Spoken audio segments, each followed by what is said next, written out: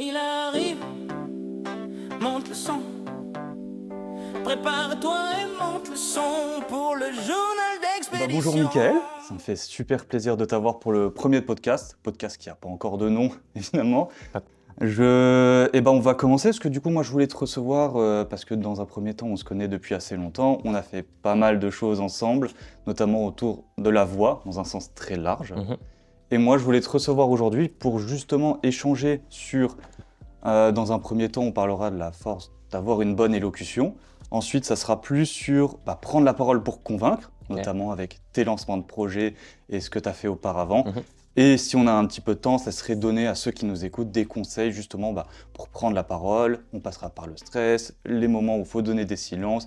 Et puis, si tu as des tips en vente, pourquoi pas. Allez. Est-ce que ça te va ? Complètement. Et moi, j'aime bien commencer. J'aimerais bien que tu te présentes, mais à la troisième personne. Genre, si tu devais présenter Mickaël, pas comme un produit évidemment, mais à la troisième personne. Alors, Mickaël, c'est un jeune timide qui a toujours eu l'ambition de réussir dans sa vie et qui se donne plein de moyens de réussir dans la vie grâce à la détermination. Et il est passé par beaucoup de chemins. C'est vrai. Beaucoup de hauts, des bas, mais il a toujours sa ligne directrice en tête et son objectif de vie en tête. Et du coup, il continue comme ça sur cette lancée. Sur la bonne lancée. Exactement. Parce qu'évidemment, dans la vie, il faut des hauts et des bas. Sinon, Exactement. il y en a beaucoup qui veulent absolument aller, je veux tout réussir. Mais les échecs compliqué. font partie de la réussite. Il y a beaucoup plus d'échecs généralement que de réussites. Moi, je suis partisan de ça aussi. Donc, Ah oui. À quel moment tu t'es rendu compte que ta voix, elle avait un impact sur ceux qui t'entourent ? Et ben à partir du moment où j'ai commencé le basket, parce qu'en fait du coup, pour reprendre un peu mon histoire, moi j'ai fait du basket étant très jeune à haut niveau. Et en fait j'étais un gros timide étant jeune. Et en fait le basket a fait que je devais me décoincer à ce moment-là. Et surtout quand tu avais le rôle de capitaine, où en gros tu devais emporter ton équipe avec toi. Et en fait en dehors du terrain j'étais archi timide. Et sur le terrain je poussais un peu mes coéquipiers, j'étais vraiment derrière eux, je gueulais, etc. Et c'est à ce moment-là où j'ai compris que l'impact de la voix avait vraiment un intérêt sur tout. D'accord. Est-ce que Mickaël, du coup, il se disait pas, tiens, ce que je fais au basket, pourquoi je le ferais pas en dehors ? Alors, c'était assez compliqué parce que du coup, j'avais des grosses capacités au basket et en dehors, j'avais l'impression d'être un autre jeune homme très timide, etc. Et en fait, c'était une carapace que je me forgeais quand j'étais en dehors du terrain. Et quand j'étais sur le terrain, j'étais moi-même, quoi. Et après, effectivement, entre mes années basket jusqu'à aujourd'hui, il y a tout un processus qui a été fait, il y a du travail qui a été fait justement pour que le Mickaël sur le terrain soit le même également en dehors du terrain. Voilà. C'est exactement.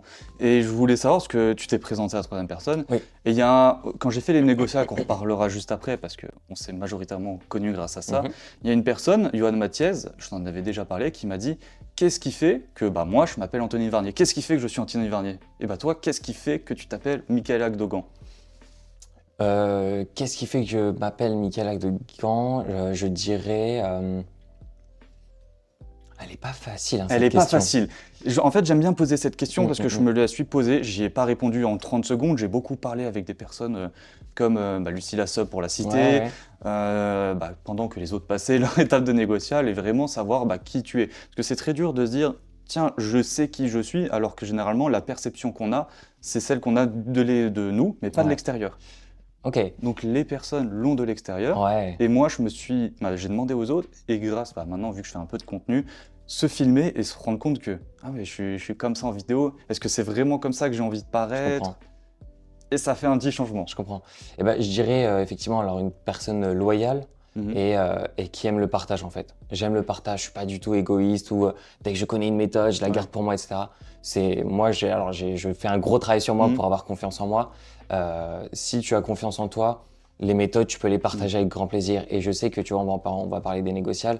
Il y a beaucoup de candidats qui disent « Ah, moi, j'ai ma trame, j'ai ma petite question qui fait la différence, donc je la garde pour moi, etc. » Si tu as confiance en toi et que tu la maîtrises vraiment, cette technique, partage-la. Autant, parce que... Et si tu as confiance en toi, tu sais que tu seras meilleur que les personnes avec qui tu as partagé cette méthode. C'est exactement ça, parce que la connaissance, ça se multiplie.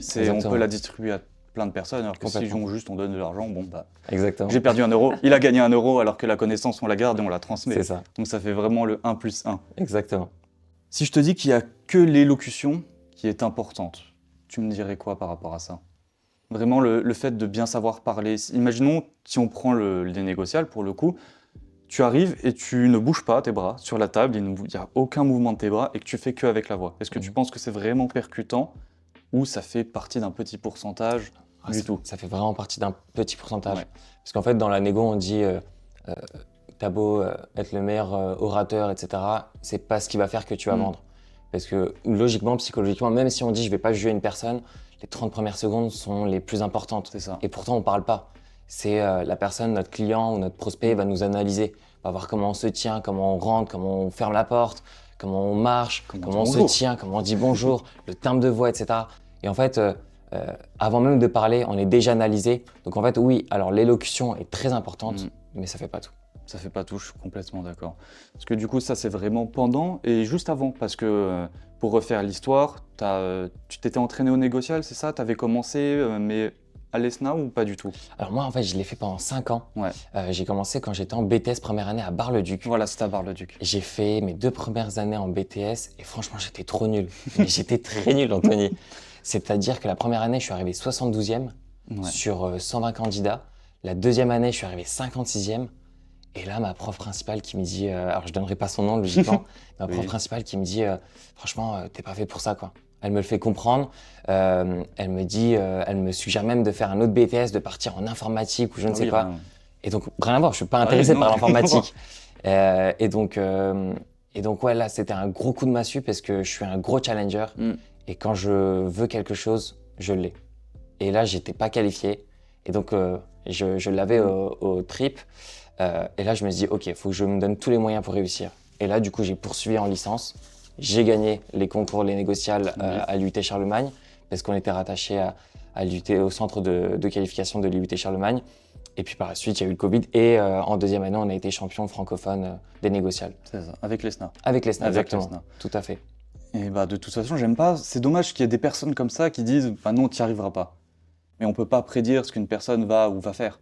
Si on regarde par exemple Apple, Steve Jobs et tout, il a commencé dans son garage. Ah, c'est vrai que quand on passe devant sa maison et qu'on voit trafiquer dans son garage, on va se dire ouais, il fait des trucs bizarres alors que ça se trouve, il peut faire des choses folles. C'est comme toi, t'arrêter dans ton élan alors que bah, tu sais ce que tu veux faire évidemment, mais tu sais aussi ce que tu veux pas faire.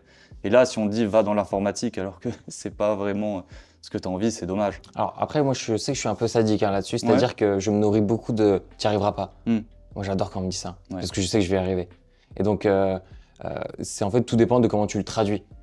Honnêtement, j'en veux pas du tout à ces personnes-là, parce que j'en ai eu, j'en aurai encore, et beaucoup de personnes qui écoutent ce podcast se reconnaîtront peut-être, parce qu'on est tous tombés forcément sur une personne comme ça. Il faut juste le traduire positivement. Pas lui prouver que je suis capable de le faire, mais de se prouver à soi-même que je mérite mieux et je sais que je vais y arriver. Aucun problème là-dessus. Je suis complètement d'accord. Ça rejoint un petit peu, j'avais vu une image à l'époque qui était passée, c'est au lieu de dire, bah voilà, moi j'ai réussi ça, regardez comment j'ai réussi, ne rien dire, et laisser les personnes venir vers toi pour dire, bah voilà, j'ai réussi. Et ce que j'aime bien là-dedans, c'est les gens commencent à s'intéresser à toi d'une autre manière, que si tu vas les voir, ça peut paraître pour d'être prétentieux, ce qui n'est pas forcément bon. Et moi, j'ai vraiment le côté du partage, comme tu dis, où aller transmettre, même si la personne a réussi dans un domaine où moi j'essaie et que j'ai pas réussi, bah quand même aller le voir, le féliciter. Tout à fait. Ça coûte quoi? Pas grand-chose. Exactement. Parce que la fierté, non mais c'est vrai, il faut le souligner parce qu'il y a beaucoup de personnes qui ont de la fierté et la fierté, bah il faut pas la ravaler, mais il faut vivre avec. S'il a réussi, bah peut-être qu'il a eu quelque chose et peut-être que cette personne va pouvoir t'aider pour t'améliorer dans ce que tu veux faire, parce que vu que c'est entre toi et une autre personne, vous ne ferez jamais la même chose. Il y aura toujours sa touche personnelle et ta touche personnelle. Complètement d'accord. Et c'est ce qui fait généralement la différence, surtout si on prend les négociables. Complètement d'accord. Et par rapport à ta préparation, parce que toi, tu es un grand stressé. Comment tu gères ta préparation avant de prendre la parole devant 4 personnes qui t'écoutent et une personne en face qui veut essayer de gagner la partie? Ouais, alors quand tu dis que je suis un gros stressé, oui, alors j'étais un énorme stressé. Un énorme, ouais. Maintenant, c'est de la pression et j'adore la pression de la compétition depuis toujours. Et en fait, le stress, j'ai eu un gros conseil qui a changé ma vie par rapport au stress. Et beaucoup ne le savent pas, mais en fait, il faut juste l'accepter. Quand on stresse, c'est que notre cerveau nous envoie un message en disant « là, il y a un enjeu ». Et beaucoup le traduisent aussi en étant déstabilisés par le stress. Une fois que tu dis « ok, je l'accepte, ça fait partie du jeu et je vais faire en fonction de ça », Il faut juste savoir le gérer en fonction de différentes choses, la respiration, la posture, etc., etc. Moi, comment j'ai géré ça, c'est-à-dire que la préparation aide à gérer ce stress-là. Ouais, bien sûr. Franchement, je suis pas du tout quelqu'un qui va y aller avec une feuille blanche, sans préparation, etc. Là, je vais stresser et ça sera du Bien mauvais sûr. stress. Par contre, si tu es bien préparé, que si tu gardes tes valeurs et que tu les appliques le jour J, le résultat, tu ne le maîtrises pas, mais tu donnes tout et tu y vas à fond, quoi. Autant aller jusqu'au bout. Exactement. Je suis complètement d'accord parce qu'il faut bien dissocier le stress de l'angoisse. L'angoisse, c'est vraiment quelque chose qu'on sait qui va arriver plus tard de toute façon. Donc ça, évidemment, si on ne se prépare pas, l'angoisse augmente. Et là, on peut être submergé par l'angoisse en disant on va jamais y arriver.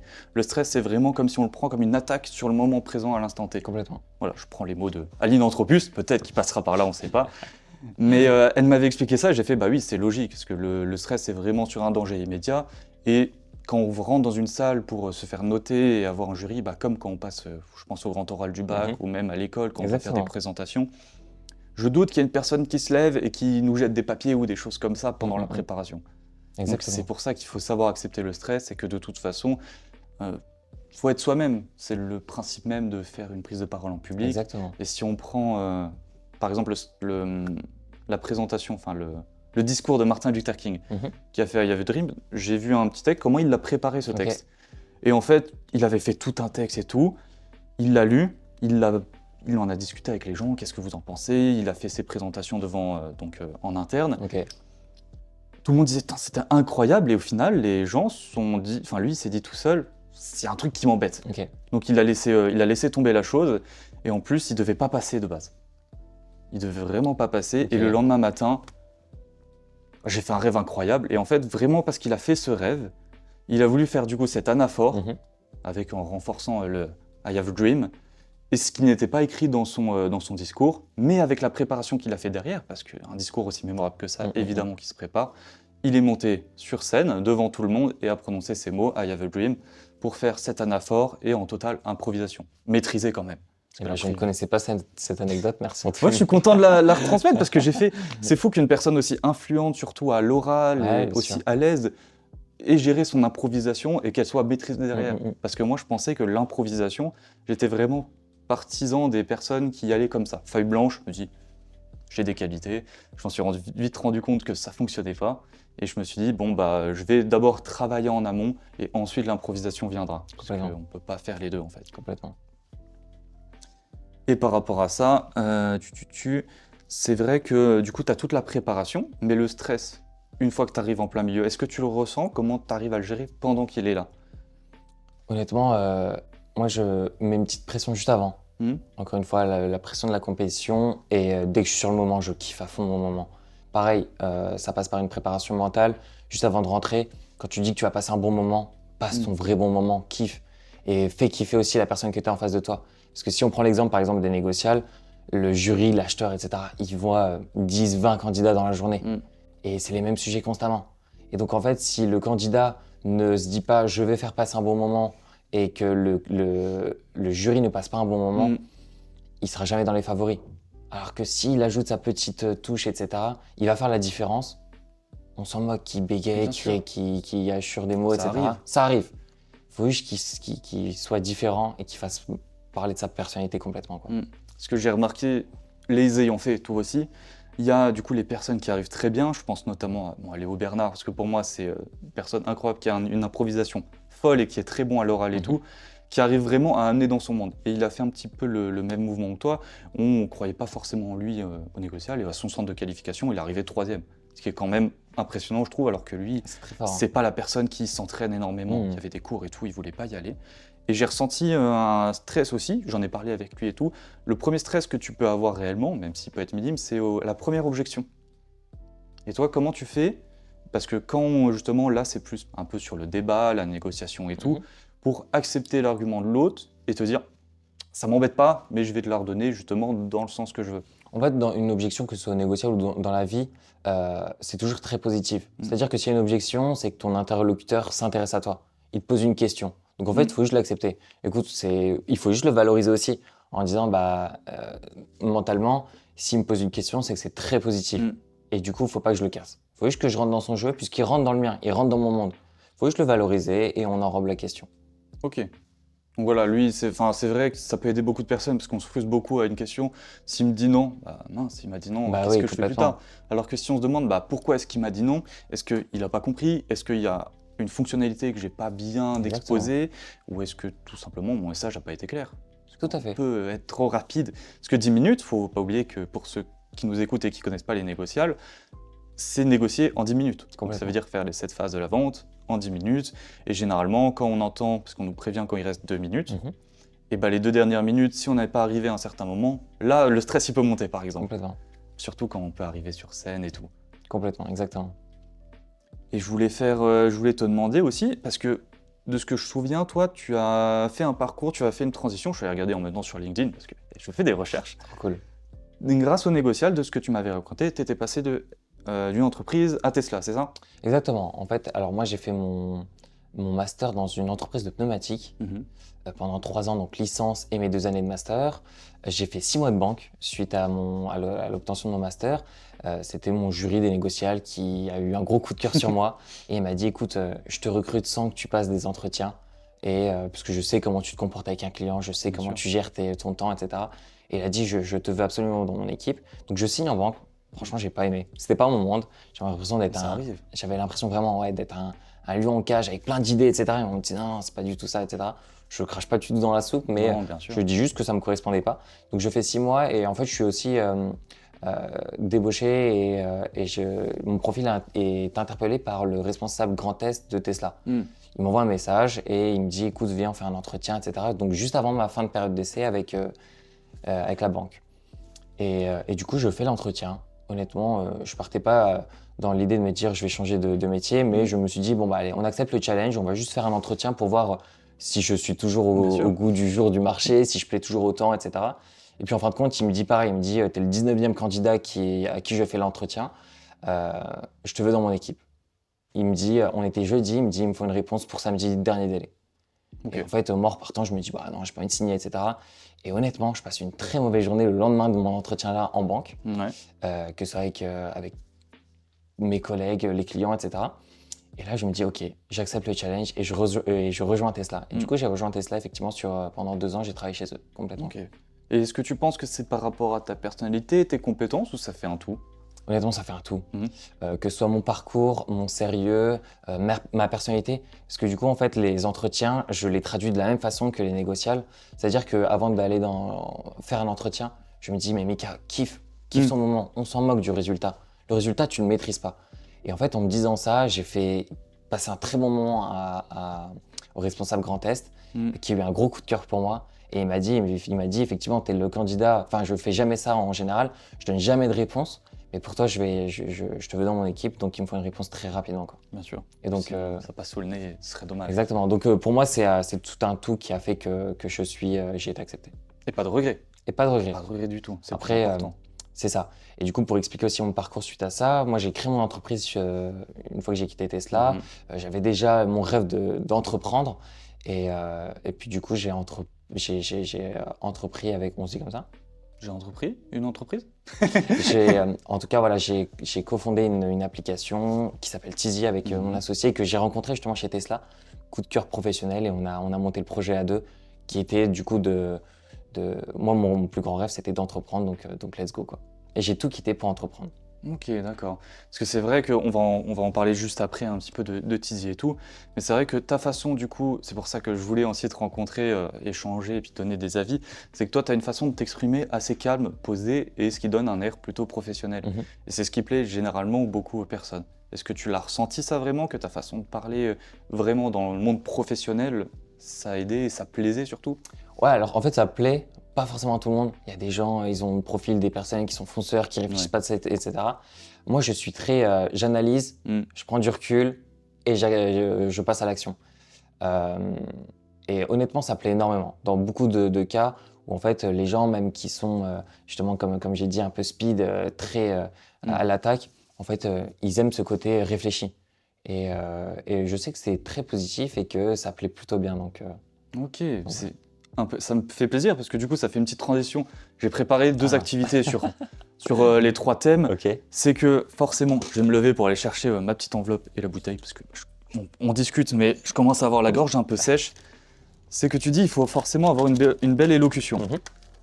Alors, moi, je suis quelqu'un qui bégaye énormément. Donc là, normalement, mes amis qui écoutent le podcast sont en train de rigoler parce qu'ils savent que c'est vrai. Ok. Je bégaye énormément, mais j'ai rarement dans le monde du travail. Rarement où je sais que c'est quelque chose où je ne fais pas parler vite, je maîtrise mon sujet. Ok. Hop. Alors, j'adore les jeux, Anthony. Hein. Je C'est ne vais pas vrai. dire, je suis très joueur, moi. Est-ce que tu sais ce qu'est un virelangue ou pas du tout? Virlangue. Oh, il y a Alors, le mot langue. Alors, pour le coup. c'est pas du fourche-langue, mais ce sont des... en fait, pour vaincre un petit peu le côté bégaiement et tout, Mhm. il y a beaucoup de choses qui se passent. Là, j'ai un livre, en fait, que je m'entraîne avec assez régulièrement. Ça s'appelle... Bon, il est assez vieux, il date de 1930, hein, il me semble. Ok. Il y a encore des mots qui sont un peu désuets, par exemple le mot cuillère qui n'est pas écrit pareil qu'avant. Et en fait, c'est l'école du mécanisme où dedans, il y a 50 leçons qui peuvent t'aider à vaincre le sifflement de S. Donc au lieu de faire S, fais un S, Mhm. finir comme ça. Au lieu de dire fisc, bah, tu dis fixe, des choses Ok. comme ça. Le roulement des R, Mhm. le blaisement et des choses comme ça. Et en fait, ça m'a pas mal aidé pour le coup. Et dedans, il y a certains virelangues, donc ça va être des consonances. Donc par exemple, plusieurs fois le mot S dans une phrase, le mot X, le R.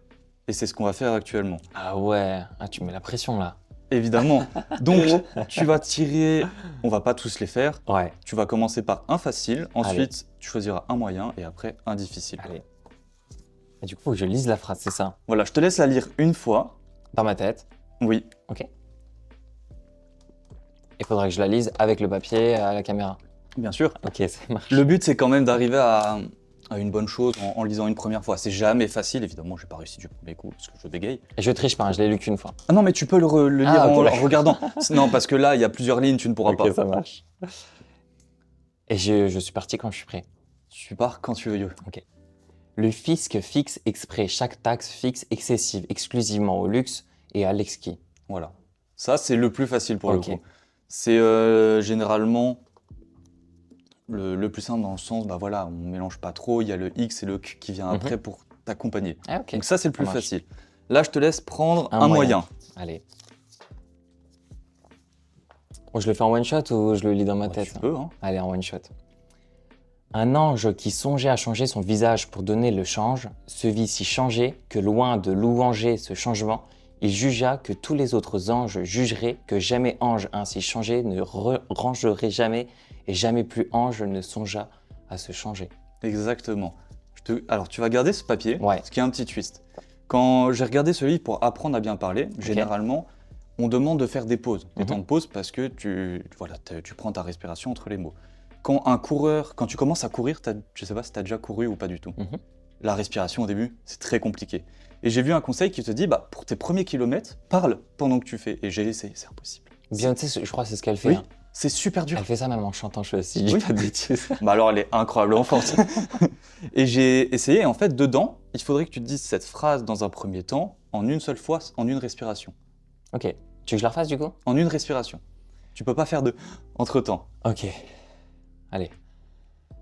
Un ange qui songeait à changer son visage pour donner le change se vit si changé que loin des louangers de ce changement, il jugea que tous les autres anges jugeraient que jamais ange ainsi changé ne rangerait jamais et jamais plus ange ne songeait à se changer. C'est plus... Plus compliqué. Voilà, c'est plus Ah, compliqué. j'ai failli faire un AVC là. Donc, Ah non, mais parfois, je morlais, je fais waouh. Et en plus, ce qui est super drôle, c'est que j'ai ma compagne à côté qui m'entend faire ça. Elle me fait pourquoi tu fais ça? Ok. Et je fais bah, j'aime bien. Parce qu'il y a aussi d'autres façons de faire si, avant de prendre le dernier papier. Mhm.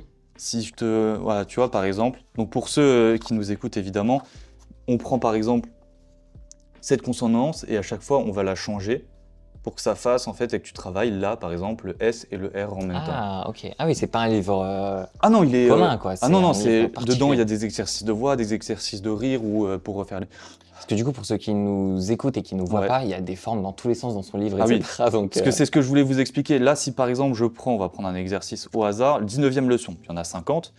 Si je prends l'exercice d'articulation sur la lettre S, il faut que je fasse par exemple toutes les syllabes, vous allez comprendre. Par exemple, san, xun, sin, pson, psun, sen, xin, son, psun, san. Et en fait, il y en a une trentaine. Et à la fin, ils me disent, bah, faites-le en une respiration. Donc, Le but, c'est bien évidemment d'arriver à bien prononcer chaque syllabe pour s'améliorer et surtout d'avoir plus de souffle dans son coffre pour aller jusqu'au bout de la phrase qu'on veut aller. Et en fait, ça m'a beaucoup aidé parce que je me suis rendu compte que quand je parlais, et j'avais tendance à parler très très vite, Complètement. je mâchais mes mots à la fin parce que j'arrivais en fin de respiration. Et maintenant, vu que je prends le temps de respirer, faire des petits exercices de temps en temps, chaque matin, je m'en prends un au hasard, puis je le fais. Bien. Et ça, je te l'avais dit, pour le coup, Ouais. j'ai vu ton évolution et ça, c'est bravo à toi. Hein. Merci, ça me fait plaisir. Très bien. De toute façon, il n'y a pas de secret. S'il y a quelque chose qui nous déplaît, autant travailler dessus. C'est le principe, je trouve. Complètement. Du coup, faut que je prenne un difficile, c'est ça? Hein. Oh oui, un de des difficiles, pardon. Allez. Allez, pareil, je le lis pas. C'est lequel, celui-ci? Ah, trop bien, je voulais que tu tombes sur C'est celui-là. vrai? Ouais. Tu veux pas que je change? Non, non, l'autre, il est vraiment... Tu pourras le regarder vite fait après, mais Il est très difficile. ouais. Allez, je l'enchaîne sans regarder.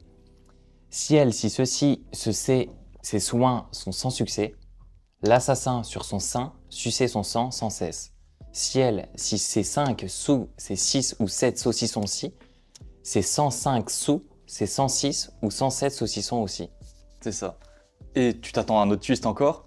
Pour aider les personnes justement qui ont du mal avec le sifflement de S et tout, tu vas remplacer chaque S par, par exemple, ciel, si, ceci, ceci, par un Z.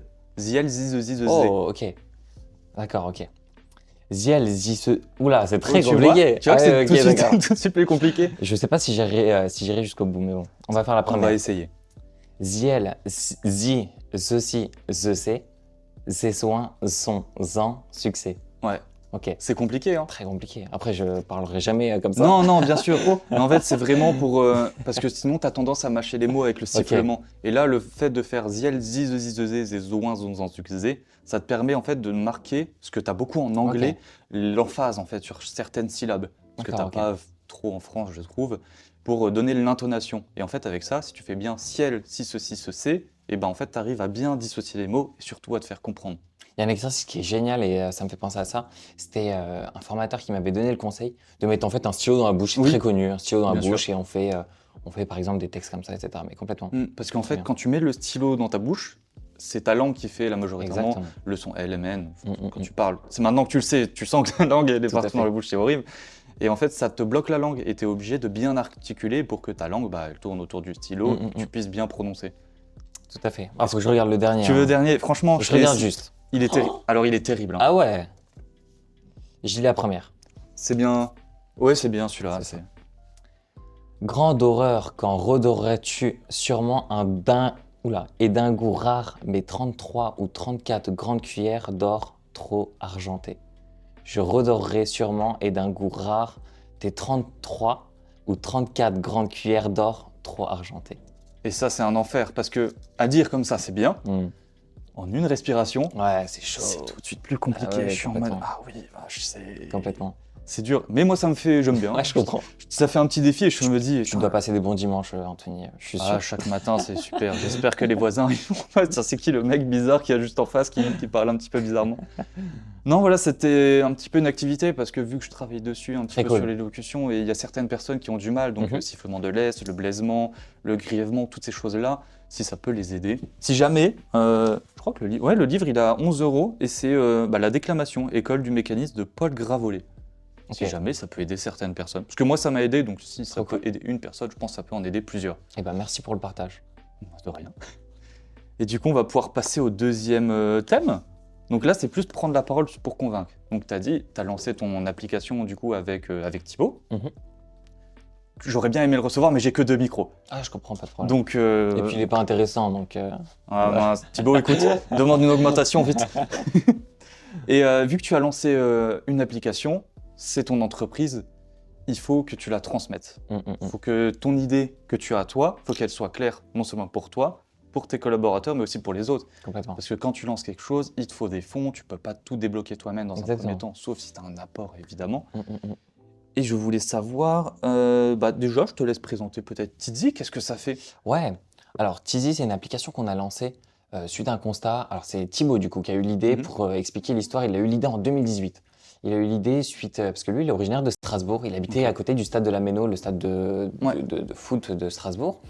Et en fait, il était parti d'un constat de, après les entraînements de handball qu'il faisait, ils demandaient tout le temps l'accès aux gardiens, qu'ils les laissaient rentrer gratuitement parce qu'en fait, il restait des places, ils jouaient en national à ce moment-là. D'accord. Et ils s'entendaient très bien avec les gardiens et ils partaient avec des potes. Et en fait, ils se rendaient compte qu'il y avait plein de places qui étaient non prises, qui n'étaient pas vendues. Et en fait, il s'est posé la question, mais est-ce qu'il y a quelque chose qui est fait pour ces places-là qui ne sont pas vendues? Est-ce que l'entreprise fait quelque chose en particulier, etc. Et en fait, il s'est rendu compte que non, à part des invitations. Mais par contre, quand il reste 3000 places ou 2000 places, on ne peut pas inviter 2000 personnes. Non. C'est compliqué. Et du coup, en fait, il a commencé à monter le projet Tizi en s'informant aussi d'autres thèmes, comme le culturel, par exemple, des théâtres, des salles de concert, etc. Et en fait, il est parti sur le même constat. Que ce soit dans le sportif ou dans le culturel, il y a plein de places qui ne sont pas prises, qui ne sont pas vendues, ou alors que les structures ne font rien pour mettre en avant ces structures-là, enfin ces places-là, pardon. Et du coup, c'est à ce moment-là qu'il a monté l'entreprise avec des amis à lui, etc. Et en fait, il a fait ça de 2018 jusqu'au Covid. Ok. Et on sait que Covid, du coup, plus d'événements. Non, plus d'événements. Donc plus d'entreprises. C'est bizarre, hein. Donc, plus d'entreprises, plus de problèmes de places non vendues, etc. Il met la clé sous la porte, mais il avait toujours ce truc de « ça m'embête parce que le constat est toujours là, même après Covid ». Et il a travaillé ensuite chez Apple et il a travaillé chez Tesla. On s'est rencontrés, coup de foudre professionnel, un vrai ami pour moi, il fait même partie de ma famille, etc. Et il me parle du projet dès le début, dès que j'arrive chez Tesla. Et là, moi, je me dis, alors que je viens d'arriver chez Tesla et j'étais épanoui dans cette entreprise-là, je me suis dit, mais viens, on quitte tout et on lance le projet. Et en fait, tous les soirs, tous les week-ends, tous nos jours off, etc., on travaille sur le projet. Et en fait, on a dit, vas-y, on quitte tout un jour pour se lancer à fond sur ce projet-là. Et effectivement, on est parti sur le même constat de, il y a plein de places qui ne sont pas vendues sur Nancy. Donc en fait, on est parti démarcher directement ces structures-là. Donc ça va passer par l'Opéra, le club de water polo, etc. Et en fait, d'un autre côté, on faisait aussi une étude de marché sur les gens en disant est-ce que vous savez tout ce qui vous entoure? Et en fait, on est parti d'un constat que, suite aux résultats qu'on a fait auprès de plus de 500 personnes, que les gens ne sortaient pas pour deux raisons. La première, c'est le budget, évidemment, mais c'est pas la première position. À notre grande surprise, la première surprise, c'est que les gens ne sortent pas parce qu'ils n'ont pas l'événement sous les yeux. En fait, on est blindé d'informations. Les journaux, la télé, la radio, les réseaux sociaux, etc. Mais en fait, les gens ne vont pas chercher la bonne info au bon endroit. Et on s'est dit, mais pourquoi on ne regrouperait pas l'information avec notre idée d'application? C'est ça. Donc de mettre le bon événement à la bonne personne, au bon moment, au bon endroit. C'est vrai que tu mets le point sur quelque chose de super important parce qu'il y a le parc des expos à Nancy, qui est très connu parce qu'il y a énormément d'événements. Et à chaque fois, je vois avec du coup ma compagne, je me dis, il y a des trucs là-bas. Je vais beau regarder n'importe où, soit le site il n'est pas entretenu, enfin c'est des trucs qui datent ou des choses, et je trouve jamais ce qu'il va avoir. Et c'est vrai que c'est la première raison pour laquelle quasiment je ne sors pas pour faire des spectacles. Bon, sauf les spectacles d'improvisation, parce que ça, on verra plus tard. Mais je me dis, il manque quelque chose quand même pour sortir et donner envie à la, pas au culte, ou à la jeunesse plutôt. Donc à la jeunesse de développer sa culture et tout. Surtout qu'à Nancy, c'est une ville principalement étudiante, donc c'est majoritairement des budgets qui sont moindres. Les gens qui nous écoutent, Tizi, du coup, nous on propose les billets invendus, des événements culturels et sportifs. Donc ça va être du concert, des théâtres, de l'opéra, ça va être les matchs sportifs. Quand il leur reste, en fait, quand leur structure, il leur reste 5, 10, 20, 30 places, etc., et qu'ils ont tout fait pour vendre ces places-là, etc., en fait, ils les mettent sur notre application et donc on les propose à prix malin pour le coup. On vient avec des nouveautés là pour la rentrée, où on va être sur Nancy, on va être dans d'autres villes, etc. Je ne pourrais pas en parler dès maintenant, mais on vient avec plein de belles nouvelles choses qui vont arriver. Et du coup, pour reprendre ta question, Anthony, si tu peux me la répéter. Ouais, je voulais savoir, parce que c'est une question que je me suis posée, je ne suis pas encore vraiment dans l'entrepreneuriat. Tu as ton idée avec Thibaut. Ton idée, tu la connais par cœur. Les autres ne la connaissent pas. Est-ce que tu as travaillé pour qu'elle soit compréhensible à tout le monde? Parce que j'ai vu, je me suis noté, tu as été voir, je l'ai noté dans le carnet mais je l'ai en tête, Grande Innovation de Nancy. Grande Nancy Innovation, ouais, c'est ça. Grande Nancy Innovation. Il y a eu le trophée Gustave. Complètement. Il y a eu aussi un entretien avec le maire, par exemple. Donc c'est des personnes que tu as envie qui comprennent ton idée et qui y adhèrent. Est-ce que tu as, toi, de ton côté, travaillé pour que ça soit compréhensible pour eux, ou tu as fait, j'y vais comme ça, et mon idée, elle est bien comme ça et je la propose? Ouais, alors je pense que tu as la réponse, mais je vais quand même y répondre. Honnêtement, c'était une grosse préparation. Et en fait, on a été très bien entourés. Effectivement, on a été incubés, on a eu un bel accompagnement. À côté de ça, on On a aussi été entouré par d'autres personnes externes au projet et à l'incubateur qui, en fait, on faisait des ateliers où, en fait, on sélectionnait des mots qui correspondaient à notre personnalité et au projet et on matchait les deux. Et du coup, quand on parlait, ça nous ressemblait. Et les gens, en fait, s'attachaient à notre projet, à nous, etc., etc. Et justement, on retranscrit ça aussi sur les réseaux sociaux. Donc, si les gens, pareil, je fais la petite pub aussi, mais s'ils veulent nous suivre, un petit temps après en plus. C'est Teasy App, du coup, sur Instagram et TikTok. Et en fait, les gens s'attachent à notre personnalité et au projet. Et en fait, on s'éclate vraiment bien avec l'aventure. Ouais. Et du coup, c'est quoi? Tu associais des mots à ton Ouais, projet, effectivement. c'est-à-dire? En fait, c'est-à-dire que ça sert à rien d'utiliser des mots super techniques, très professionnels, etc. Sachant qu'on n'est pas dans l'industrie, on ne vend pas des contrats à 300 000 euros, etc. On vend des places de dernière minute, donc on reste très simple. Et en fait, oui, effectivement, on utilise du coup un discours très simple également, mais qui est parlant que ce soit au maire, à un public, etc. Et justement, quand tu parles, est-ce que tu as la même approche dans la présentation que quand tu le présentes à Nancy Innovation, quand tu le présentes à la Foire Expo ou quand tu le présentes devant le maire? En fait, on reste nous-mêmes, on reste rattaché à nos valeurs et à la valeur de l'entreprise. Mais effectivement, on adapte un tout petit peu le discours en fonction de la personne qu'on a en face. Tu vois, pour répondre à ta question, si demain un enfant de 6 ans me demande qu'est-ce que tu fais dans la vie, je ne vais pas lui parler de la même façon que si je parlais au maire, par exemple. Évidemment, oui. Je vais être encore plus simple dans mes mots, sans infantiliser effectivement la personne de 6 ans. Mais effectivement, je vais juste adapter un tout petit peu mon discours. Mais sinon, je reste dans mon discours, dans ma préparation. C'est le plus important. Je trouve que il faut rester soi-même du début à la fin. C'est pas une question d'éthique en mode je vais pas faire ça parce que c'est pas concert par rapport à nos valeurs. Évidemment, il faut respecter ses valeurs, bien entendu. Mais c'est accepter aussi sa personnalité. Si tu es une personne extravertie, il faut quand même l'accepter, même s'il y a certaines personnes évidemment qui rejettent l'extraverti et l'autre introverti. Il faut vraiment accepter et se dire voilà, je suis comme ça, pas non plus à dire je suis entier comme dans les mauvaises séries B évidemment, mais se dire voilà, je suis comme ça, je vais mettre de mon énergie que j'ai l'habitude de faire en apportant justement ce que je connais, donc mes connaissances, mes capacités que j'ai développées avec l'entreprise pour les retransmettre. Et généralement, si on fait pareil avec les négociables, les personnes qui ont les clients dont on travaille en tant qu'entrepreneur et tout, c'est ce qu'ils recherchent principalement. Parce que certes, il y a le produit qui peut les intéresser, mais si le produit il répond à absolument tout, que franchement c'est super, que toi, ton entreprise, il l'aime bien, mais que toi, en tant que personne, il t'aime pas, ça va pas forcément, ça va pas matcher, je trouve. Complètement. Et j'avais lu ça dans le livre de Vendre de Jordan Belfort, qui lui, c'est très américain, qui explique en 3 temps. En fait, lui, il cherche à avoir 3 oui sur 3 choses. Donc le oui du produit, le oui de la personne et le oui de l'entreprise. S'il n'y a pas le oui des 3 choses-là, ça ne matchera pas et c'est un petit peu ce qu'on ressent au final au quotidien.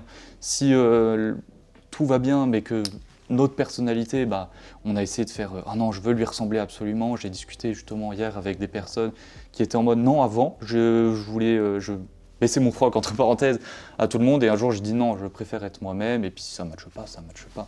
Et généralement les personnes ils adorent ça. Complètement. Et je trouve ça cool. Complètement, je suis d'accord avec tout ce que tu as dit, complètement. Et du coup je voulais savoir un petit peu comment tu, toujours par rapport là, plus vraiment par rapport au maire de Nancy, tu y as été avec Thibaut. Oui. Et du coup là, est-ce que tu t'es dit, je lui fais la présentation pour qu'il adhère au projet, est-ce que comme si tu allais… j'ai pas envie d'utiliser le terme vente, comme si tu voulais qu'il fasse partie du projet ou plutôt qu'il l'accompagne, ou est-ce que tu as fait normalement ta présentation pour qu'il te connaisse? Alors en fait, c'est une bonne question. En fait, on a fait une préparation adaptée. On a fait une préparation adaptée au maire, c'est-à-dire que notre objectif, c'était de lui présenter le projet, mais qu'il se sente aussi concerné. D'accord. Parce qu'en fait, si on fait le projet là, que ce soit pour le maire de la ville de Nancy ou dans les autres villes, l'objectif, c'est de promouvoir les événements de la ville. Ouais, et en fait, il y a beaucoup de personnes qui ne savent pas, mais il y a beaucoup d'événements qui sont subventionnés. Et ils sont subventionnés par la ville. Bien sûr. Et nous, l'objectif, c'est de valoriser cet argent public et de valoriser effectivement les acteurs, la structure, l'événement lui-même, etc. etc. Okay. Et en fait, quand on adapte ce discours en utilisant les propos que je viens de citer, le maire, en fait, il s'est senti concerné et logiquement, il a adhéré au projet, il est derrière nous à fond. Donc voilà. Je trouve que c'est beau parce que ça fait un alignement où toi, tu t'adaptes à la personne. Et en fait, j'aime beaucoup ça parce qu'il y a un livre qui s'appelle « Comment se faire des amis » que j'aime bien. que j'aime vraiment beaucoup.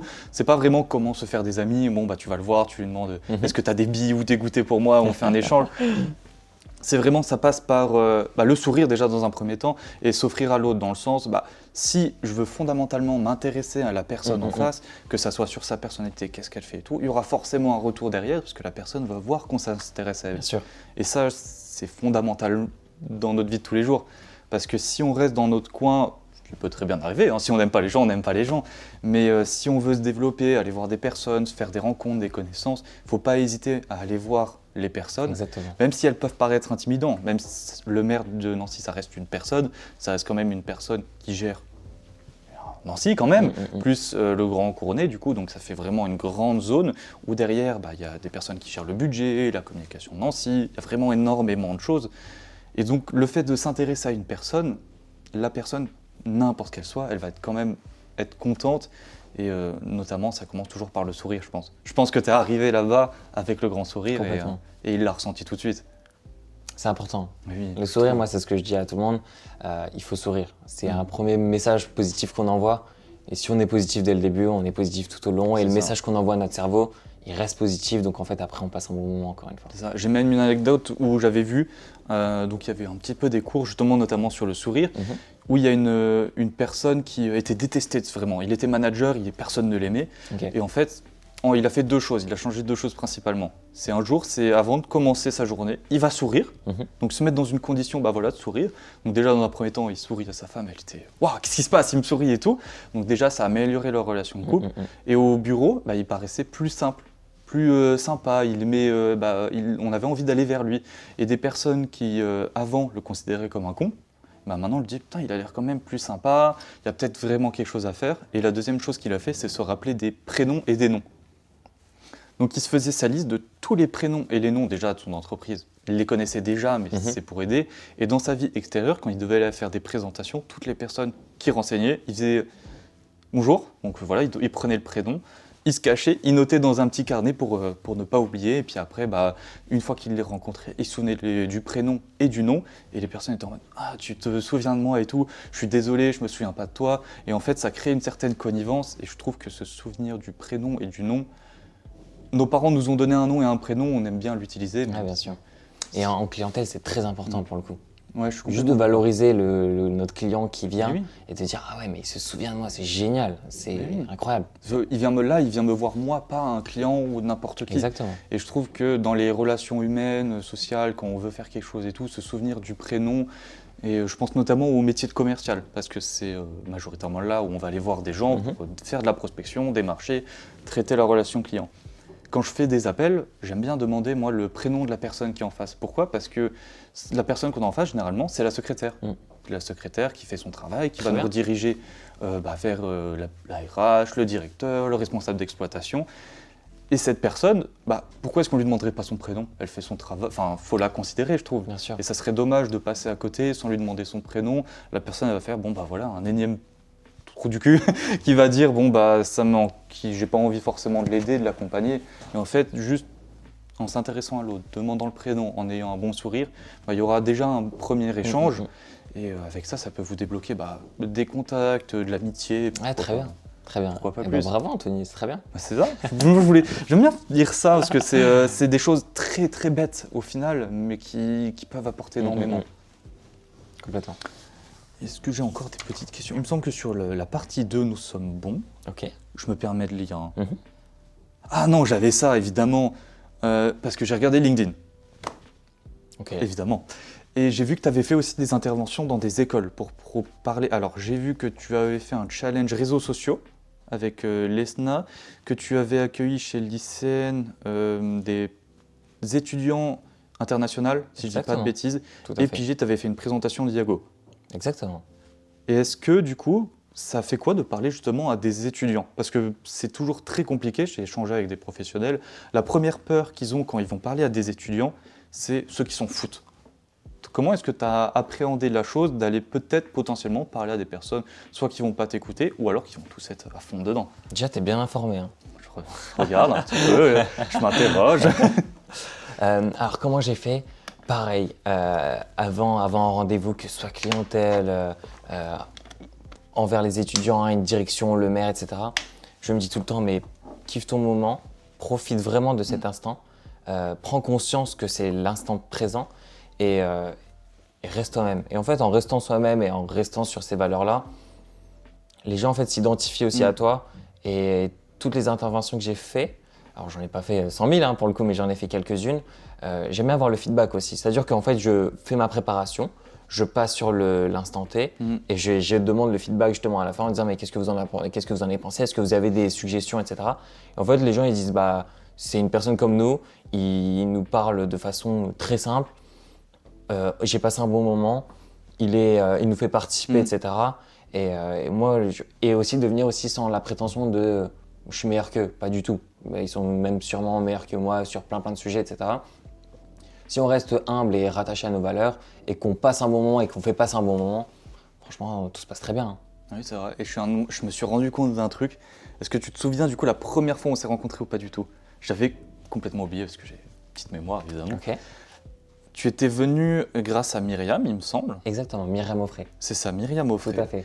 Et tu étais rentré dans la salle pour te présenter. Non, c'était avec Aline Anthropus, si je dis pas de bêtises. Alors, il me semble que tu étais arrivé, du coup, c'était en bachelor, au début de l'année, et justement, c'était un cours sur la gestion du stress. alors comment ça s'est passé en fait, notre connexion J'ai rencontré Myriam dans un cadre professionnel où c'était ma cliente. Et en fait, elle a matché sur mon profil. Elle m'a dit, mais qu'est-ce que tu as fait dans ta vie, etc. Je lui ai expliqué mon parcours négocial. Elle a dit, ah, mais j'adorerais que tu en parles à mes étudiants, etc. Parce qu'ils ne sont pas très partants pour participer justement à ce concours-là. Et je dis, bah ok, moi, c'est un challenge, je l'accepte. Hein. Bien sûr. Et j'ai accepté ce challenge-là, j'ai fait une petite préparation, je suis passé à, puis du coup j'ai été invité par Pigier, j'ai fait ma préparation, j'ai fait ma présentation auprès des étudiants. C'était le matin, ils étaient tous fatigués, il y a certains étudiants qui venaient en retard, etc. Peu importe. Et je fais ma présentation et pareil, à la fin, je demande un feedback et je vois qu'ils sont tous avec plein de petites étoiles dans les yeux en disant mais en fait on n'avait pas du tout vu le concours de cette façon-là, c'est trop cool qu'une personne ait participé et qui nous donne aussi son vrai feedback, son vrai ressenti. Et en fin de compte, de 0 participants, on en a eu quelques-uns, dont Léo, dont tu as parlé, et Lucie Lassalle, par exemple. Et effectivement, ils se sont dit ah, mais trop cool, bah, je vais participer, ils se sont intéressés à moi, etc. Et en fait, moi, j'étais content de ma présentation. Je rentre et je suis appelé par Myriam en me disant mais franchement, ils ont adoré ta présentation. Est-ce que toi, ça te dirait de venir cet après-midi pour faire une autre intervention auprès de ta promotion? CDC, donc c'était bachelor à l'époque. Exactement. Bon, à l'époque, ça va, ça fait il y a 2 ans, mais je suis pas si vieux. Et du coup, à ce moment-là, je dis, deuxième challenge, je l'accepte quoi. Moi, on me propose 10 oui. challenges dans la journée, je les accepte. Bien sûr. Et je dis, bon, bah allez, let's go, c'est parti. Et dans la même journée, du coup, j'ai fait la présentation auprès de ta promotion. Et pareil, j'ai fait la même présentation et je vois qu'il y avait plus d'interactions parce qu'effectivement, vous étiez peut-être un peu plus concernés. Il y avait certains étudiants qui avaient aussi participé au concours, etc. Et je pense que ça a plutôt bien plu. Oui, oui, en effet. Et effectivement, notre connexion s'est faite à ce moment-là. C'est ça, parce que je me souviens, tu as dit, bah voilà, à la fin, si vous voulez qu'on en discute et tout, qu'on aille boire un café. À ce moment-là, j'étais avec Kylian Wagenheim. Vous le verrez peut-être, on ne sait pas. Mais j'ai discuté avec lui et lui, il n'était pas trop en mode ouais, pas très motivé et tout. Et je me suis dit, bon allez, au bout d'un moment, si on veut que les choses bougent, il faut aller vers les personnes. Et je suis allé vers toi et du coup, on a discuté, on a été boire un café, je crois, mais je ne bois toujours pas de café de toute façon. Et puis, de fil en aiguille, en fait, ça s'est fait. Exactement. Et juste le fait, les connexions toutes bêtes, mais toi, le fait que ça se passe bien avec Myriam, ensuite qu'on puisse se rencontrer et juste, c'est très dur de dire, on a un intervenant qui vient. Pas qu'est-ce qu'il s'en fout de discuter avec nous, mais est-ce que j'ai le droit d'aller voir un petit peu timide? Et en fait, il ne faut pas hésiter. C'est comme dans la vie de tous les jours, allez-y, foncez. Si vous avez une question à telle ou telle personne, c'est très rare, sauf si la personne a passé une très très très mauvaise journée, soit elle vous dit « c'est pas le moment, je suis désolé », ou alors elle vous répondra tout de suite. Exactement. Donc il ne faut pas hésiter à aller poser des questions, à aller s'intéresser aux Exactement. autres. C'est vraiment ce que j'ai envie de prôner actuellement, surtout avec ce genre de contenu. C'est aujourd'hui, même s'il y a l'IA qui augmente et tout, les relations humaines, elles doivent s'intensifier et rester inchangées surtout. Tu as dit un truc intéressant. Et moi, c'est le conseil que je donne à tout le monde, que ce soit dans la vie perso, pro, amicale, etc. Si on veut une réponse, on pose la question, tout simplement. Il ne faut surtout pas hésiter. Parce que si on reste dans une zone floue, ou alors si on n'ose pas, on restera dans notre prisme et C'est on ça. n'évolue pas. Voilà. Ouais, exactement. C'est comme, j'aime bien changer, c'est vrai, un petit peu électron libre. Je sais qu'il y a des personnes qui adorent rester dans leur cocon pendant très longtemps et c'est très dur d'en sortir. J'ai envie de prendre l'exemple de ma compagne parce qu'elle a fait exactement ça. Elle était en vrai dans l'esthétisme. Ok. Elle a fait avant, elle a voulu travailler dans le social, ça n'a pas matché, elle est partie D'accord. dans l'esthétisme. Ok. Et là, elle est dans le commerce. Donc qu'est-ce qui s'est passé? C'est qu'en fait, elle était dans l'esthétisme, dans son cadre, confort et tout. Elle a eu une opportunité, elle s'est dit, ah, il faut que je change maintenant. Ok. Pour l'instant, c'est la meilleure décision de sa vie. Elle adore Génial. des bons horaires, un bon travail, avec un bon salaire, vraiment tout ce qu'elle aime. Et maintenant, ça va beaucoup mieux. Et c'est Génial. vraiment y aller, ne pas hésiter. Et au pire, vous ne regretterez pas de ne pas l'avoir fait. Parce que c'est plus dur de vivre avec des remords qu'avec des regrets. Bon, j'ai raté ça, c'est pas grave. Par contre, Dédicace à Big Flo et Oli pour le coup. oui, c'est vrai. Oui, c'est vrai en plus. Et autant, merci Big Flo et Oli pour pour la certification, mais il faut vraiment pas hésiter parce que au pire, ça se passe très bien. Au mieux, ça se passe très bien. Et au pire, ça se passe mal, mais vous avez appris et que du coup, vous pouvez toujours retourner sur vos pattes. Évidemment, Exactement. si vous avez un petit peu peur, vous avez toujours des bagages que vous pouvez vous en servir pendant un temps. Complètement. Voilà, c'était le petit Très mot bien. du deuxième thème. Et le troisième thème, là, ça va être plus un thème donc d'échange. Qu'est-ce qu'on peut donner pour justement s'améliorer? Qu'est-ce qu'on va... Là, ça serait plus pour s'adresser directement aux auditeurs ou à la caméra en leur disant, voilà, fais ça pour t'améliorer, tu devrais faire ça. Des vrais conseils, soit ils les prennent et tant mieux, soit ils les prennent pas parce que ça ne matche pas. Bien sûr. Et c'est tout à leur intérêt parce que Ouais. chaque information qu'on peut donner ne peut pas forcément matcher avec certaines personnes parce que tu es d'une certaine façon, que je suis d'une certaine façon et c'est ce qui fait un peu l'humain. Complètement. Donc j'ai préparé un petit peu évidemment des questions. Toi, en tant que, du coup, tu discutes beaucoup. Est-ce que tu as déjà fait une autocritique de toi-même ou pas du tout? Alors j'en fais très régulièrement pour le coup. Ouais. Pour te donner informé sur le sujet, moi j'ai un mentor dans la négociation qui m'a fait confiance, Ouais. qui m'a donné toutes les cartes en main pour réussir et qui m'a donné aussi le conseil de tout le temps de faire une autocritique.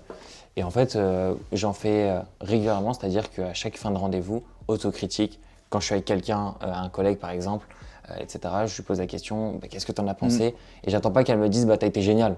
Effectivement, Oui. c'est bien, mais Merci. ouais, complètement. Sur quoi je peux m'améliorer pour être encore meilleur? Bien sûr. Et là, il faut juste se remettre en question, baisser son ego et puis écouter. Il faut accepter. Je sais que j'aime beaucoup la critique constructive. Je Exactement. précise bien sur le constructif parce que même si avec les réseaux sociaux et tout, la critique est facile, elle est rarement constructive. Et moi, j'aime bien quand on me fait une remarque constructive, quand la personne aussi derrière est capable aussi, si jamais, d'avoir elle aussi un retour constructif. Parce que j'ai déjà eu des retours juste descendants et je suis en mode, c'est bizarre parce que même si tu me dis ça, derrière, il n'y a pas l'argument qui prouve en fait Je comprends. que j'ai bien fait ça. Et moi, j'aime bien qu'on m'explique de A à Z pourquoi j'ai fait une bourde, Bien sûr. ce qui arrive, et ce qui permet de t'améliorer. Et la deuxième autocritique que tu as fait, est-ce que tu l'as déjà fait en vidéo? Est-ce que tu t'es déjà posé, tu t'es regardé en vidéo et tu t'es dit, tiens, il y a ça qui va pas, ça qui va, ou pas du tout? Et pareil, avec mon mentor, du coup, pendant les entraînements, quand j'étais en master, pendant les entraînements de négocial et même en négo, pendant nos cours, il posait une caméra comme on a fait là, on fait notre négociation et là, il détruit. Là, t'as été bon, là, t'as pas été bon, etc., etc. Et en fait, c'est là, à ce moment-là, où tu t'entraînes. Et en fait, on s'est dit, ah oui, la VAR, comme au foot. La VAR. En fait, elle est importante parce que il m'avait dit, en fait, Mika, quand tu négocies, tu regardes pas ton client, mais tu te regardes toi. Et en fait, du coup, j'avais une caméra un peu à la GTA, c'est-à-dire derrière moi, et en fait, je tournais autour de moi.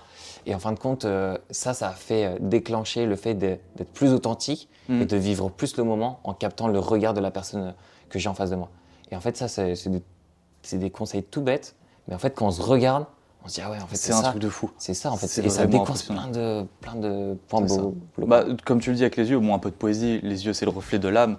Évidemment, si on veut vraiment capter la personne, on la regarde dans les yeux. C'est très difficile. Je sais qu'il y a beaucoup de personnes qui ont du mal à regarder dans les yeux. Donc ce que je dis, c'est faire un peu un... Alors c'est très dur de mimer à la caméra, mais partez en fait du coin sourcil en haut à gauche, faites jusqu'à l'autre sourcil et vous redescendez au-dessus du nez, pas à la pointe du nez, mais juste au-dessus. Et en fait, vous faites une vague comme ça, tout autour. Comme ça, vous captez les deux yeux sans vraiment rester dans les yeux. Parce que pour certaines personnes, ça peut être déstabilisant. Évidemment, faites pas. Voilà, en écarquillant les yeux, Ouais, je sinon comprends. on peut paraître pour un peu fou. Moi, j'ai 2 conseils à ça. Vas-y. Le premier conseil, c'est de regarder. En fait, j'en ai qu'un seul, des conseils. Le premier conseil, c'est en fait de vraiment capter le regard de l'autre, mais c'est d'aller regarder au fond de la pupille. Bien sûr. Et là, en fait, on va plus du coup se regarder nous, mais on va vraiment capter et se connecter à la personne qu'on a en face. Bien sûr. Voilà. C'est un très bon concept. Bah non, mais c'est vrai, parce que juste devant, non, là vraiment, c'est comme si on allait regarder vraiment au fond et puis pas s'initier, mais partager ce qu'on vit en ce moment ensemble, quoi. Ah si, le deuxième conseil, pardon, c'est... il est revenu. il est revenu. Le deuxième conseil, c'est en fonction de l'œil qu'on regarde, on n'a pas la même, on n'attend pas la même chose. D'accord, c'est-à-dire. C'est-à-dire que d'après une étude, je sais plus, je crois que c'est une étude d'une université américaine qui a analysé qu'une personne qui se regardait, même un couple, etc., qui se regardait, ou même une des amies, si je regarde par exemple ton œil gauche, je vais plus capter l'émotion, les sentiments amoureux, etc. Et si je regarde ton œil droit, ça va être plus sur des faits réels, sur une histoire que je vais raconter, etc. Ok. etc. Donc là, je te regarde sur l'œil droit, évidemment. Ouais, c'est ça. Pour revenir aussi à la vidéo, parce que je suis content que tu me parles de ça parce que c'est ce que je voulais un peu initier. C'est que se regarder en vidéo, comme je l'ai dit au tout début du podcast si vous avez suivi, c'est que se regarder d'un point de vue externe pour savoir au final qui on est, c'est extrêmement important, sans que ça nous change complètement. Mais moi, ce que je conseille beaucoup, si vous avez du mal à prendre confiance en vous pour des prises de parole en public, pour des entretiens de recrutement, des entretiens de vente ou même parler dans la vie de tous les jours à des personnes, vous prenez un texte, ce qu'on fera l'activité juste après, je vais spoiler un peu. Vous prenez un mot aléatoire et vous allez parler sur ce mot pendant 5 minutes. On ne fera pas 5 minutes. Pendant 5 minutes. Et en fait, le fait de parler d'un sujet que vous ne maîtrisez pas forcément ou de créer une histoire pendant 5 minutes, ça va vous donner l'aperçu de ce que vous êtes. Et de ça, vous allez faire 3 choses. La première, c'est vous couper le son et vous regardez juste vous, comment vous êtes dans l'espace. Qu'est-ce que vous faites avec vos mains, vos bras, les mouvements de tête, comment est-ce que vous vous adressez au public. La deuxième chose, c'est vous écoutez juste votre voix. Donc vous fermez les yeux, vous écoutez juste votre voix. Est-ce qu'il y a des moments où l'intonation elle est bien? Est-ce que quand j'ai parlé par exemple de quelque chose d'assez triste, j'ai parlé comme si j'étais joyeux ou inversement? Et la troisième chose, c'est vous prenez, on va dire, vous mettez sur Internet ou la vidéo et tout, pour avoir tout le texte. Ou alors vous écrivez à la main tout le texte. Et là, ça va vous permettre de voir tous les mots parasites, tous les tu vois, qu'il y a beaucoup en ce moment, tout le monde dit tu vois à la fin de ses phrases. Et en fait, le fait de réduire tout ça, de savoir quelle intonation donner, réduire les mots parasites, vous allez passer de plus en plus de silence. Et le silence, c'est très important parce que ça donne 2 choses. La première, la compréhension. Et la deuxième, comme tu viens de le faire, de comprendre ce que je viens de te dire. Absolument. Et en fait te dire, ok, il m'a donné l'information là, et ça c'est très fort, surtout quand vous expliquez quelque chose d'assez complexe. Ça permet aux personnes de digérer en fait l'information. Surtout si vous faites médecine et que vous parlez, bon certes à des médecins, mais si vous devez expliquer votre métier, ça vous permet en fait à la personne en face d'accepter la chose. Et en fait, il ne faut pas avoir peur derrière. Ah oui, mais je fais un silence, c'est un peu gênant. Pas du tout. Complètement. Parce que si vous avez commencé à prendre la parole, avec votre intonation, certes, vous avez fini la phrase, mais vous êtes arrêté en plein milieu d'une phrase. Et juste le temps d'accepter et après de retransmettre l'information. Et je trouve qu'en faisant ces 3 choses, on s'améliore énormément. Et ça fait partie de ce que je fais, parce que vu que je fais du contenu TikTok, que je vais reprendre, allez voir Hello Cantoni. Complètement. Allez voir ça. La petite pub. La petite pub bien placée. Allez voir ça, parce qu'en fait, le fait de parler devant une caméra, ensuite, je fais le montage, je prends ma vidéo, je me regarde pour faire des effets de montage, j'écoute ma voix pour savoir si j'ai pas fait des choses, je coupe les temps de respiration parce que c'est TikTok, il faut que ça soit un format assez dynamique et tout. En fait, je sais à quel moment ma voix, elle fait tant de choses ou elle fait ça, à quel moment j'ai un silence qui est bien placé, que je veux laisser parce qu'il est super important. Et justement, mes gestes, est-ce que mes gestes, ils se voient à la caméra, est-ce qu'ils se voient pas du tout, est-ce qu'ils sont intéressants à ce moment-là? Et juste en faisant ça, ça améliore énormément. Très bien, bravo pour ce travail. Ah, merci. Et j'ajouterais juste, au niveau des bras, c'est vrai que j'en ai pas trop parlé, il faut toujours garder, si vous faites une présentation, généralement, vous allez garder vos bras en dessous du cou et au-dessus en fait, de l'abdomen. Parce que ça va faire un geste de professionnalisme dans un premier temps et d'ouverture au public. Quand vous allez parler, vous allez soit ouvrir les mains, soit serrer les mains quand vous allez devoir donner quelque chose de plus précis, sérieux, ou alors tout simplement l'ouverture, parce que si vous descendez vos bras vers le bas, ça fait un petit peu bras ballants et en fait on se demande si c'est à vous de prendre la parole et comme si vous n'y êtes pas accaparé la pièce. Complètement. Et voilà, ça c'est vraiment des choses que j'avais envie de donner aux personnes parce que si ça m'a aidé, comme je t'ai dit, je sais que ça peut aider d'autres personnes. Complètement. Et bah justement, j'accentue aussi tes propos sur le fait de parler, comme tu as dit, sur la position. Oui. Je dirais même en fait encore plus simplement de mettre les mains au niveau du cœur. Et si on met les mains au niveau du cœur, on envoie un message au cerveau Bien et en sûr. fait on parle avec sincérité. Et du coup, logiquement, on envoie des messages sincères et positifs. C'est exactement Voilà. ça. Ou alors, prenez exemple sur les Italiens, qui font Oui, c'est vrai. énormément de C'est mouvements vrai. avec les mains parce que ils parlent avec le cœur, ils ressentent les émotions. Et, T'as un côté italien un peu, non? Là, avec les mouvements que t'as fait, etc. Ah, non c'est l'habitude, non, je Ok, vais ok. pas me moquer, non, je dois avoir de la famille italienne, mais ça compte plus. Ok. Comme sauf si je suis au collège, là en primaire, je dis alors j'ai 30% italien avec 20% d'un autre pays et tout, non, Ok. c'est juste à l'époque. Le trac, est-ce que pour toi c'est plutôt un ami ou un ennemi? Pas vraiment le stress, mais le trac dans le sens, est-ce que je vais me rater? Est-ce que c'est pertinent ce que je vais dire? Pas oh mince, ils vont pas m'aimer, non, vraiment entre toi et toi-même. Eh ben, c'est trop cool la question que tu me poses parce que du coup, il faut que j'en parle. Moi, la pression, je l'ai toujours aimée. Hmm. Je l'ai toujours aimée, j'adore la pression de la compète, etc. Et elle m'a déjà eu à quelques reprises, dont l'année dernière, justement, quand j'ai dû pitcher pour le projet. Bien sûr.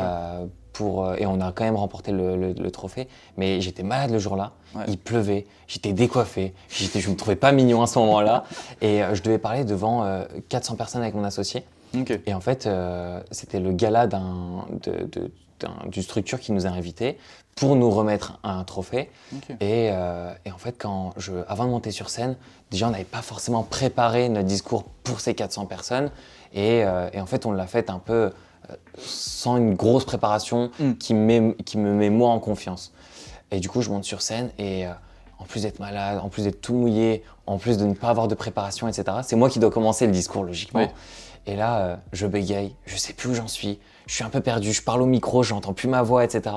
Et en fait, je suis dans un autre monde. L'effet tunnel. L'effet tunnel, complètement horrible. Et du coup, voilà, je parle d'un bide là, mais j'ai aucun problème d'en parler. Gros bide. Et personne pour m'aider parce que du coup, ils savent pas quoi dire. Bah Du non. coup, ils me regardent tous. Et du coup, j'ai plein de yeux qui me regardent.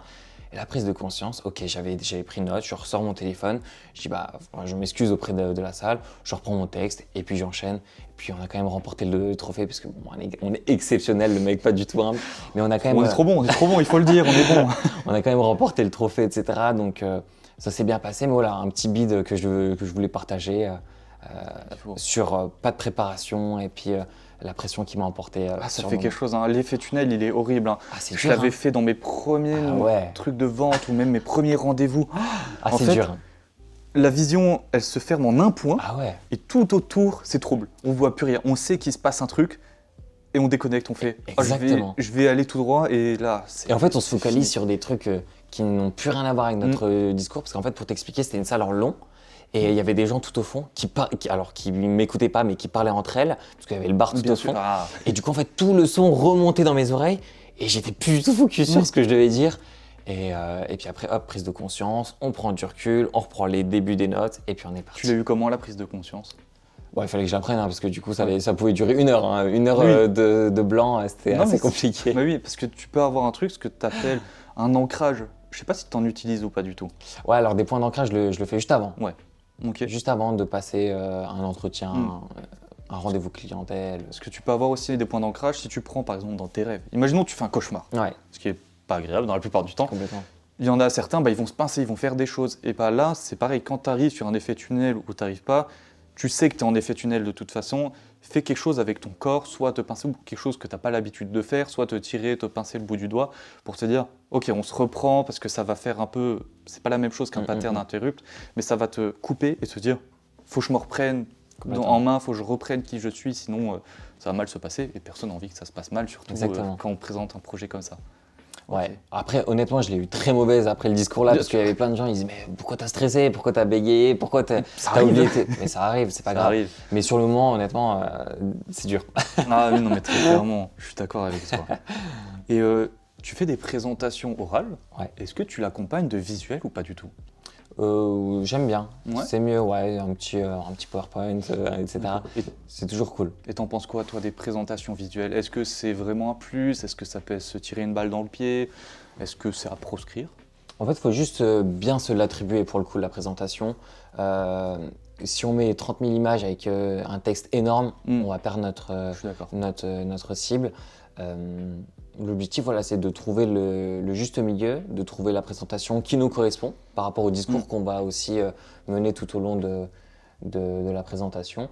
Et une fois que tout match, on a l'attention de notre public et on véhicule le bon message qu'on souhaite véhiculer. Complètement d'accord. Faut pas oublier que la présentation visuelle, elle est là pour accompagner l'orateur. Exactement.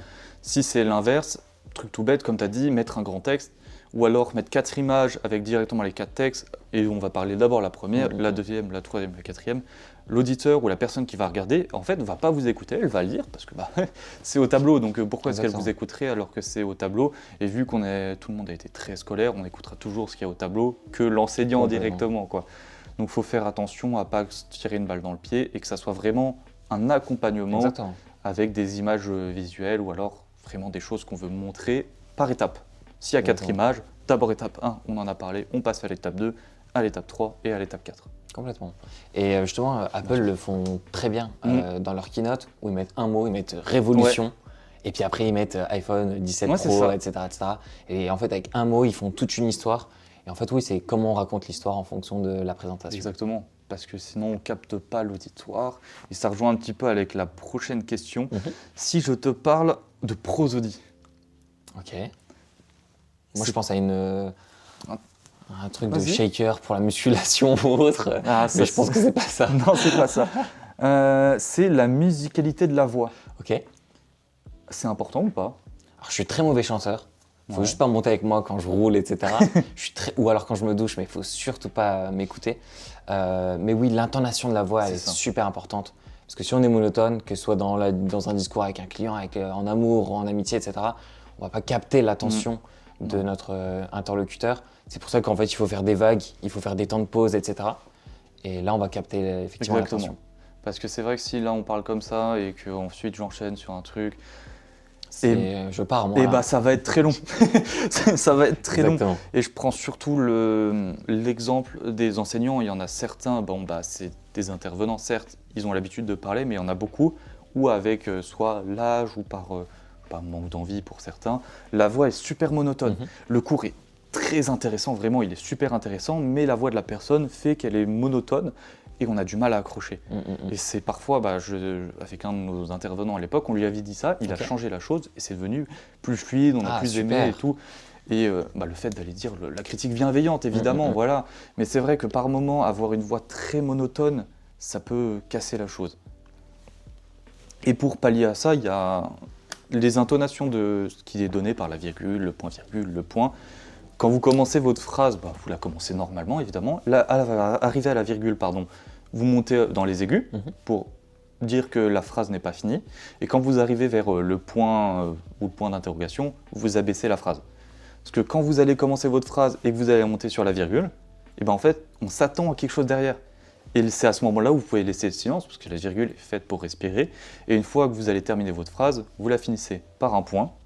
Et comme ça peut vous permettre justement de dire c'est bon, ma phrase elle est finie.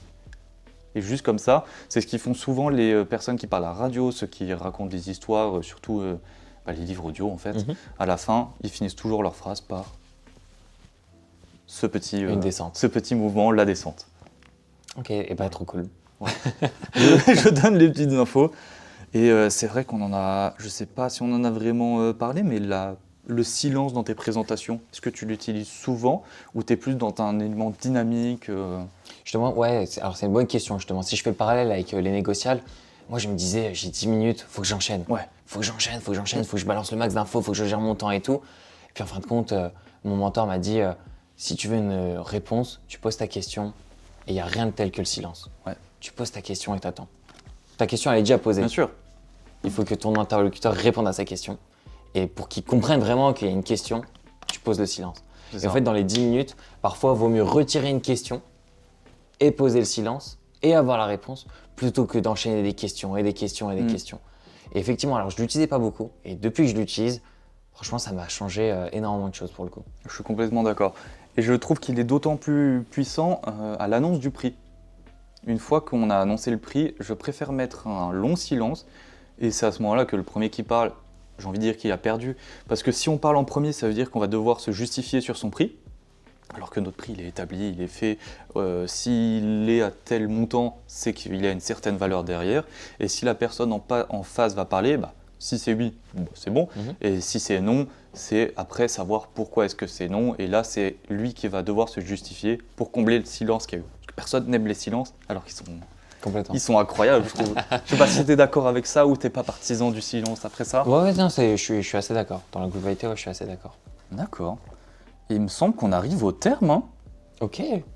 Là, c'est le petit mot de la fin où je te laisse carte blanche pendant 2-3 minutes pour, si tu veux délivrer un dernier message, un encouragement final, faire un peu de promotion juste après. Mais voilà, si tu veux donner un mot d'encouragement à ceux qui nous écoutent, qu'est-ce qui devrait suivre comme mantra ? Alors, ce qui devrait suivre, c'est ouverture d'esprit, sortir de sa zone de confort. C'est un ancien timide qui vous parle aujourd'hui. Sortir de sa zone de confort va faire que vous allez tout le temps évoluer, tout le temps grandir, tout le temps apprendre. Et en fait, c'est ça la vie, c'est tout le temps apprendre, c'est tout le temps être curieux, une curiosité positive, professionnelle, amicale, amoureuse, etc. etc. Une ouverture d'esprit, jamais juger, que ce soit sur l'apparence, que ce soit sur l'élocution, sur la personne qu'on a en face, sur comment elle se tient, comment elle se comporte, ce qu'elle dit, etc. Il ne faut vraiment pas juger, quel que soit son âge, son expérience, etc. Il ne faut pas avoir une guerre aussi d'ego. Non. Tout le temps être au même niveau. Et en fait, quand on fait un petit mix de tout ça, on grandit, on évolue, on apprend et en fait, on s'éclate, quoi. Voilà. Je suis d'accord. Apprendre des autres, il n'y a rien de mieux, je trouve. Exactement. Et là, où est-ce que, s'il y a des personnes qui ont bien aimé ton intervention, ta voix, où est-ce qu'on peut te retrouver ? Est-ce qu'on veut te retrouver en tant que Mickaël ou en tant que Tizi, du coup ? Alors, vous pouvez me retrouver en tant que Mickaël sur LinkedIn. Moi, c'est Mickaël Akdogan. Je ne sais pas si tu vas mettre le lien quelque part ou autre. À l'audio, c'est compliqué. Alors, en vidéo, du coup, si je fais ça, tu arriveras à l'incruster. C'est aussi possible. Ok, du coup, effectivement, vous pouvez m'ajouter sur LinkedIn. Moi, je donne effectivement des cours de négociation pour les négociables où je coach également Anthony. Maintenant, ça fait 2 ans et on va partir sur la 3e année ensemble, je pense. On a formé une bonne petite équipe. S'il y a des candidats, des étudiants qui soient sur Nancy ou même à distance, parce qu'on peut le faire à distance via la visio, etc., ils peuvent nous rejoindre, ils peuvent m'écrire directement sur LinkedIn, etc. Moi, c'est avec grand plaisir. Je ne prends pas d'argent sur les conseils que je donne. À mon humble niveau, je donne des conseils sur mon expérience en tant que mes 5 ans de candidat et sur mes années en tant que jury et surtout acheteur. Puisque du coup, j'ai eu les 2 casquettes et j'ai la 2e casquette d'acheteur. Si vous voulez des conseils, si vous voulez même participer au cours de coaching, etc., moi, c'est avec grand plaisir que je peux vous accompagner sur cette partie-là. On vient sur les thématiques, moi je viens sur des thématiques différentes, etc. Et donc, si vous voulez rejoindre l'aventure, vous pouvez m'écrire directement sur LinkedIn. Sinon, pour l'entreprise Tizi, vous pouvez nous rejoindre directement sur Tizi App, donc TIZZY.app sur Instagram et sur TikTok, où en fait on s'éclate sur notre aventure, on rigole vraiment bien. Et si vous voulez rejoindre l'aventure, pareil, vous pouvez nous écrire, vous pouvez vous abonner, vous pouvez liker, etc. C'est avec grand plaisir de vous accompagner tout au long de ces aventures-là. Moi, je trouve que c'est Elle était longue là. Mais moi je trouve que au moins c'est complet. Au moins il y a tout dessus. Et c'est vrai, alors étant donné que c'est le premier podcast, je fais aussi ma petite promotion, parler. Moi c'est du coup Anthony Varnier, c'est vrai que je ne me suis pas présenté au tout début parce que je préfère donner la parole à ceux que je reçois. On va faire un podcast comme ça tous les mois où le thème principal sur cette année, ça va être vraiment l'échange, les relations humaines et vraiment la communication interpersonnelle si je veux aller plus loin. Où le but c'est vraiment d'arriver à ce que vous soyez impactant dans la vie des autres, dans la vie de tous les jours pour vous affirmer et sortir du cocon comme tu dis. J'ai une page TikTok Hello Cantoni qui est active de temps en temps. Là, j'ai pris un petit peu de temps pour moi pour recentrer vraiment sur ce que je veux faire plus tard sur cette chaîne. Mais par contre, vous pouvez très bien retrouver avec le nom et prénom sur LinkedIn où ça sera principalement ça. Et merci pour cette promotion. Je vais m'abonner à toi dans la foulée. Avec grand plaisir. Et écoute, déjà, ça me fait super plaisir de t'avoir reçu. Merci d'avoir pris le temps. Le temps ne nous a pas très accompagnés parce qu'il est très très vilain. C'est la Lorraine après tout. Et que tu as aimé, ça t'a plu ou pas du tout? Ouais, merci beaucoup pour cette invitation, Anthony, c'est très cool. Ouais, effectivement, du coup, Mm. si je reviens sur ton profil, ça fait 2 ans maintenant que je te suis Mm. de près et de loin. Et je vois l'évolution, je vois aussi l'envie d'apprendre, d'évoluer. Donc vraiment, bravo pour ça. C'est Merci. vraiment un bon mindset que j'apprécie énormément. Et je sais que tu vas aller encore très loin, très haut. Et tu vois, l'initiative de faire ce podcast, c'est une très belle initiative. C'est pour ça que Merci. j'ai voulu me prêter au jeu. Je suis le premier candidat et je suis sûr que les autres candidats seront encore meilleurs. Et donc, je te souhaite plein de belles choses pour l'avenir. Et bah c'est super. Bah, en parlant de ça, c'est vrai que j'ai d'autres personnes, je dirais pas les noms. Moi, je les connais même pas pour le coup. Ah non, il n'y a personne qui les connaît. Ok. J'ai rencontré des personnes, hier il y a eu une soirée un petit peu pour justement le lancement des négociables où j'ai discuté avec certaines personnes qui j'ai demandé qui se prêteraient bien au jeu, même d'autres personnes qui ont entendu parler, qui m'ont dit Intéressant. pourquoi pas. Ok. Mais toi, est-ce que tu penses tu aurais en tête 2 personnes qui pourraient venir proposer, échanger autour de ce thème ou pas du tout? Alors là, Ou même une? On sait pas. c'est très compliqué ce que tu me demandes. Parce que moi, dans l'idée, j'aimerais bien amener, c'est vrai que je l'ai peut-être dit au début, ça fait pas mal de temps qu'on parle et je sais plus où les rouler, mais j'aimerais bien faire intervenir des personnes comme toi qui a lancé son entreprise, qui parle en public, pourquoi pas justement des orthophonistes, des avocats, parce que forcément il y a tout le côté plaidoirie et tout qui est intéressant, pourquoi pas des maîtres de cérémonie et plein de personnes comme ça en relation avec la prise de parole en public, pourquoi pas aussi des managers qui ont pas mal de bouteilles quand même, mais vraiment des personnes qui ont de l'expérience dans le milieu. Et du coup, avec ce que tu viens de dire, ça me fait penser à une personne. Je ne citerai pas son nom parce que je ne sais pas si elle souhaite que je cite son prénom, mais je pense à mon mentor dans la négociation qui m'a donné vraiment ce coup de pouce pour faire parler de ma personnalité dans le moment, Bien dans le sûr. rendez-vous professionnel et surtout négocial. Du coup, je pense à elle, Ouais. je vais la contacter et puis je parlerai bien sûr. de ce podcast-là. Et si vous c'est l'avez, parfait. franchement, c'est de l'or que vous avez entre les mains. C'est de l'or. Et dans vos oreilles. C'est ça, Pour ceux qui surtout. nous écoutent. Parce qu'il a une belle voix. Il est trop fort. Trop il fort. est trop fort. Il y a rien à Ah, dire. ça sera avec grand plaisir. Ça veut dire que peut-être qu'avec tout ça, je vais en faire 2 par mois, des podcasts, et puis on verra bien. Et très cool. Et je remercie à toi d'être venu, et puis à vous de nous avoir écoutés jusqu'au bout. Et j'espère que vous serez là pour le prochain, qui sera au moins prochain, au mois d'octobre. Au mois de septembre même, enfin octobre, novembre presque. Ouais, ok. Je vous redonnerai la date de toute façon sur le compte LinkedIn ou sur le compte TikTok de toute façon. Et suivez Anthony, et moi je vous dis à très vite. À très vite.